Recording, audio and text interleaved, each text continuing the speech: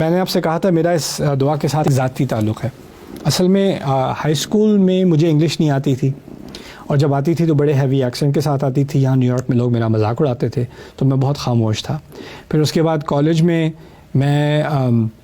باقی سارے لوگ جو ہیں ویل اسپوکن، کانفیڈنٹ، میں ذرا انٹروورٹ قسم کا تھا، میں کسی سے بات نہیں کرتا تھا، خاموش رہتا تھا۔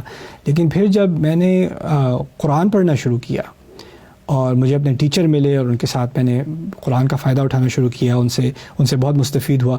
انہوں نے مجھے زبردستی ایک دفعہ کہا، ویسے تم عربی تو پڑھ رہے ہو، اب میں نے تمہارا ایک خطبہ ارینج کیا ہے۔ میں نے کہا آپ کیا مذاق کر رہے ہیں، میں کہاں سے خطبہ دوں گا؟ تو انہوں نے کہا نہیں، ارینج کر دیا۔ میں نے ان کو نام بھی دے دیا، اور کل تم جمعے پہ جا رہے ہو، UN بلڈنگ تھی 43rd اسٹریٹ پہ نیو یارک میں، تقریباً 200 لوگ آتے ہیں وہاں پہ۔ میرا انہوں نے وہی وہاں پہ خطبہ ارینج کر دیا۔ مجھے سمجھ نہ آئے میں کروں گا کیا۔ میں نے پبلک اسپیکنگ کلاس میں بیرلی پاس ہوا تھا، اور مجھے وہ کہہ رہے ہیں جا کے تو خطبہ دو۔ تو انہوں نے کہا فکر نہ کرو، بس یہ دعا کر لینا، رب اشرح لی صدری ویسر لی امری واحلل عقدۃ من لسانی یفقہوا قولی۔ میں اس رات مجھے یاد ہے میں نے کہ 10 پیج تو میں نے نوٹس بنائے ہوں گے کہ میں بات کیا کروں گا، کس صورت کے بارے میں کروں گا، کیا بات کروں گا۔ اور میں اس وقت کالج اسٹوڈنٹ تھا، اور وہ UN میں وہاں پر پروفیشنلز ہیں، ایجوکیٹڈ لوگ ہیں، اور اٹ واز ریئلی نرو ریکنگ۔ اچھا میں وہاں پہ گیا ہوں، میں نے اپنے نوٹس، مجھے ابھی تک یاد ہے، جمعے کے لیے مجھے بلایا، جس نے اذان دے رہی تھی اس نے کہا خطیب آیا ہے، میں نے ہاتھ ایسے کیا، اس نے کہا ہاں اوکے۔ تو میں کھڑا ہوا خطبہ دینے کے لیے، میرے ہاتھ میں میرے پیپرز تھے، اور میرا ہاتھ ایسے ہل رہا تھا، اور جب میرا ہاتھ ہلنا بند بھی ہوا تو جو الفاظ تھے نا میرے نوٹس کے، وہ لگ رہا تھا کیڑے مکوڑے بن کے وہ سفر کر کے گزر گئے، کاغذ خالی ہو گیا۔ مجھے کچھ سمجھ ہی نہ ہے میں کیا رہا ہوں، بات کیا کر رہا ہوں۔ میں نے پتہ نہیں کیسے خطبہ دیا ہے، وہ کیسے، وہ ونٹر کا سیزن تھا، میرا پسینہ پسینہ ہو گیا۔ میں نے یہ دعا نہیں کی تھی، میں اتنا نروس تھا، میں نے یہ دعا نہیں کی تھی اس وقت، میں نے ایسے ہی خطبہ شروع کر دیا تھا۔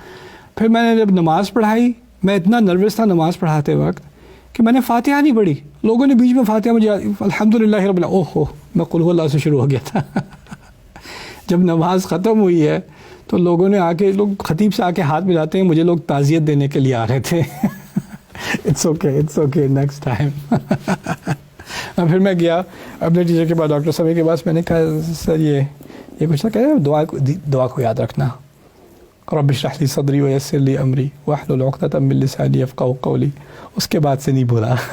اس کے بعد اگر اونچی آواز میں کہوں، دل میں کہوں، کہتا ضرور ہوں کہ اللہ تعالیٰ بس دل کو ایک سکون دے دے، اور پھر بات کو کنٹینیوس کرنے کی اور واضح کرنے کی صلاحیت دے دے۔ اور رب اشرح لی صدری ویسر لی امری واحلل عقدۃ من لسانی یفقہوا قولی۔ اور اس کے بعد سے آج کا دن ہے کہ میں اس دعا کا دامن نہیں چھوڑتا، کیونکہ اس کی وجہ سے مجھے اتنا فائدہ ہوا ہے، اتنی کلیئرٹی ملی ہے، اور مجھے بات پتہ چل گئی ہے۔ مجھے لوگ آ کے مجھ سے ینگ لڑکے ہیں جو اب امام بن گئے یا پبلک اسپیکر بن گئے اور بن گئے، اور مجھ سے آ کے ایڈوائس لیتے ہیں کہ بھائی پبلک اسپیکنگ کی سیکرٹ کیا ہے؟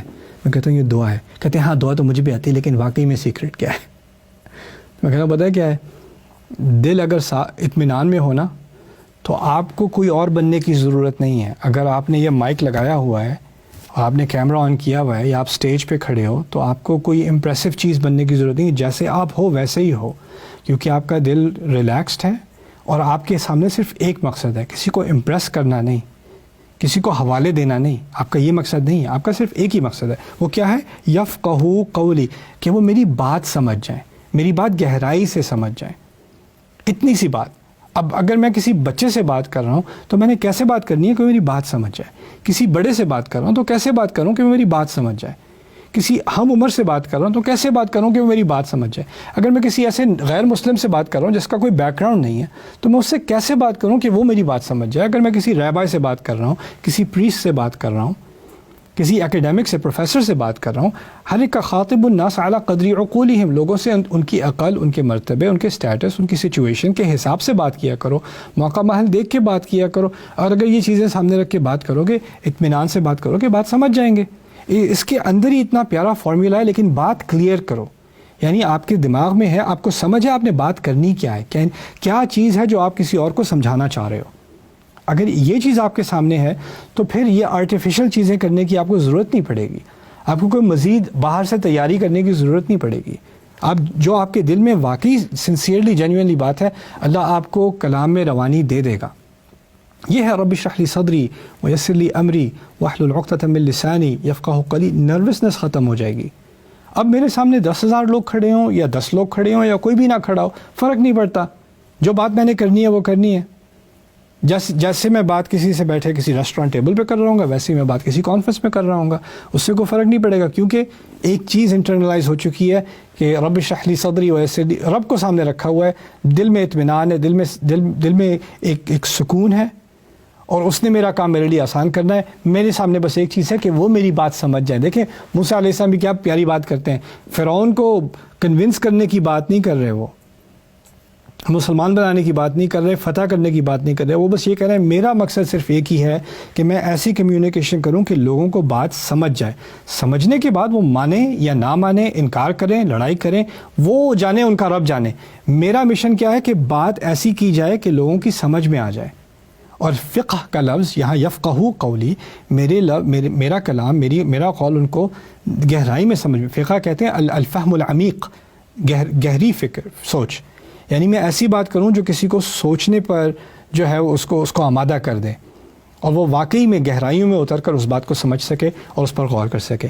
اللہ تعالیٰ ہمیں ایسی بات کرنے کی توفیق دے، اللہ تعالیٰ ہمیں کانفیڈنس دے، اور اللہ تعالیٰ ہمیں مختلف مشکل سچویشنز میں بھی اپنے آپ کو کلیئر رکھنے کی اور کام رکھنے کی توفیق دے، اور اس دعا کا صحیح فائدہ اٹھانے کی توفیق دے.